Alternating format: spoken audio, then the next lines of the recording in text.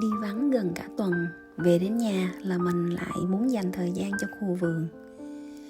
Những ngày hè đã qua, mùa thu đã mang theo cái lạnh về đến nơi này. Mình lại ra tiệm mua đất để về trồng 200 củ tulip và thủy tiên mà người ta đã giao vào tuần rồi. Tiệm hôm nay đã mang sắc màu của tháng 10, của những ngày Halloween với những quả bí ngô và những đồ trang trí cho ngày này. Mình cũng nói sơ về nguồn gốc và ý nghĩa quả bí ngô trong ngày Halloween. Chuyện kể về một chàng trai đã chết tên là Jack. Linh hồn của Jack không được lên thiên đàng vì lúc còn sống anh ta là một người rất keo kiệt, ích kỷ, không biết chia sẻ với người khác. Tuy nhiên, linh hồn này cũng không thể xuống địa ngục vì lúc sống anh ta đã từng chơi đùa với ma quỷ, nên lũ quỷ không muốn bắt anh. Không muốn nhìn thấy linh hồn của người bạn mình lang thang và vất vưởng như vậy, lũ quỷ đã lấy một ít than hồng ở địa ngục và cho vào quả bí ngô tạo thành một chiếc đèn lồng giúp Jack soi sáng con đường mình đi. Để tạo thêm không khí giữ lửa, Jack cũng đã đục thủng các lỗ xung quanh quả bí. Đó chính là lý do vì sao ngày nay bí ngô trở thành biểu tượng chính trong dịp Halloween. Vào ngày này, người ta thường trưng các trái bí ngô được khoét lỗ, đốt nến bên trong để trong nhà, ngoài cửa. Trẻ em thì cầm lồng đèn hình bí ngô đi xin kẹo hàng xóm. Những trái bí ngô đặt ngoài cửa được đốt đèn với ý nghĩa những bóng ma khi trở về dương gian sẽ có ánh sáng. Do đó họ tìm được đường đi chính xác và không quấy rầy gia chủ. Người phương Tây cho rằng quả bí ngô tượng trưng cho sự giàu sang và thành công.